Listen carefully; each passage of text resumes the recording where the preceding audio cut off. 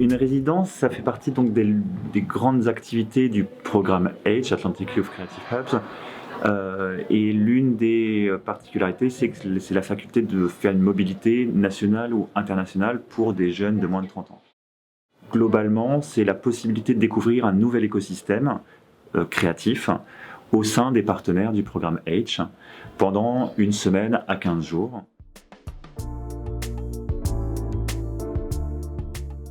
On a donc effectué une semaine de résidence à Angoulême avec les étudiants de BTS Design d'Espace. On a été accueillis par des personnes du Grand Angoulême et de la ville d'Angoulême pour un séminaire de dessin et de découverte de la ville et de compréhension de la ville à travers le dessin. L'objectif pour les jeunes était de dessiner hors les murs, et l'objectif pour les acteurs d'Angoulême et de Grand Angoulême, c'était d'avoir un nouveau regard sur le territoire de manière globale. Donc toute la semaine, les étudiants qui sont des apprentis ont dessiné, alors soit avec des cours qui ont été dispensés par l'enseignante de dessin qui était là dans cet objectif.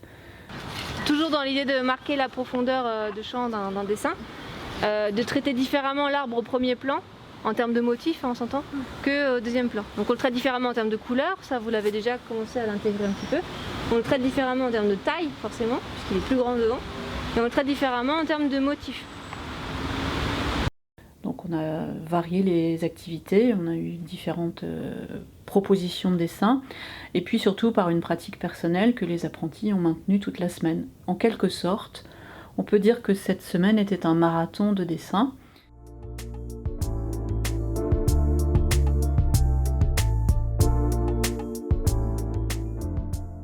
Tous les apprentis, tout le groupe n'est pas parti, puisque certains ont été considérés comme cas contact juste avant le départ.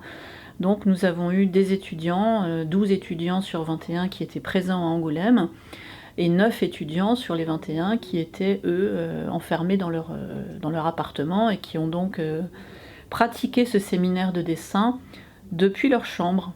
De façon générale, un arbre, on va éviter de faire un tour complet. Parce qu'en fait, c'est pas ça un arbre. Un arbre, c'est beaucoup d'air, en fait, c'est beaucoup de vide. Donc pour montrer ça, si vous regardez l'image que je vous ai envoyée. Donc il a fallu avoir une présence d'enseignants à la fois sur ceux qui étaient présents sur place et en même temps ne pas oublier ceux qui devaient traduire ces consignes avec l'environnement dont ils disposaient depuis chez eux. Toutefois, la production qu'on a pu obtenir de la part des étudiants qui étaient dans leur chambre a été plutôt de très bonne qualité.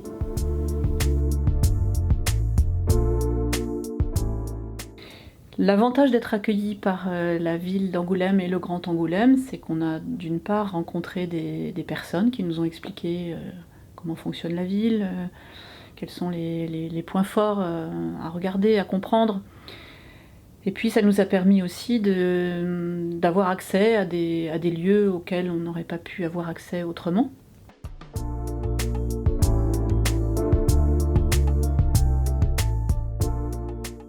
Est-ce qu'il y en a parmi vous qui veulent assister au rendez-vous de 17h avec le groupe de 4 qui va montrer ses dessins ?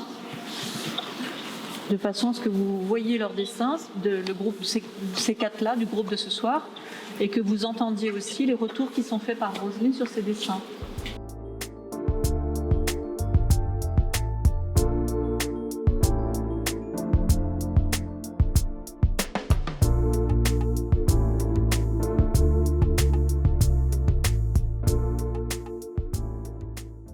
La résidence était l'occasion de mêler deux cultures, de mêler la culture de l'étudiant en design, qui a un dessin quand même assez technique, et de mêler la culture de l'illustrateur, qui va être un peu plus vers la narration.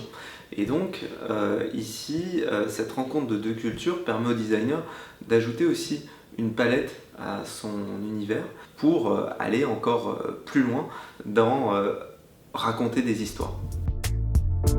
Je suis Olivier Balèze, auteur de bande dessinée, illustrateur. Je suis installé à Angoulême depuis 4 ans et mon métier, c'est faire des livres jeunesse, de la bande dessinée, répondre à des commandes d'illustration de presse.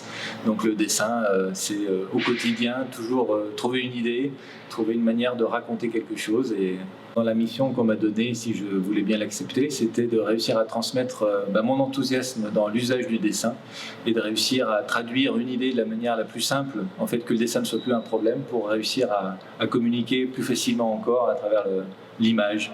Les deux couleurs, c'est intéressant. Par exemple, là, j'ai dessiné un personnage qui est en train de faire ça avec les bras levés, et son ombre peut dessiner autre chose que lui. En fonction du sujet qu'on évoque. Et c'est ça qui est fort avec le dessin, c'est qu'en deux coups de crayon, on peut traduire beaucoup de choses.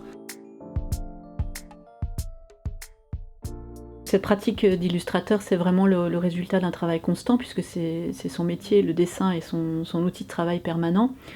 Comment ça peut se transposer vers les designers? C'est peut-être la compréhension qu'un dessin, ça doit raconter une histoire, et du coup ça passe par l'efficacité du dessin, par la diversité des possibles modes de représentation, et surtout ce qu'on a compris en fait, c'est que le dessin, ça se travaille de manière constante, et que ce travail de longue haleine, de longue durée sur l'acquisition d'une facilité de dessiner, c'est ça qui permet aussi d'arriver à un style personnel qui finalement est la patte du designer, sa signature.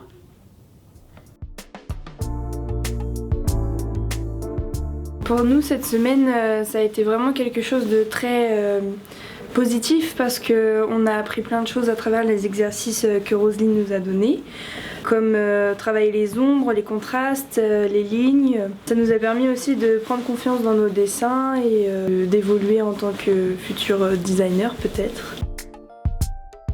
Transformer ses idées et pouvoir les communiquer aux autres par le papier. Donc juste faire comprendre à quoi on pense et trouver des solutions et pouvoir le partager aux autres.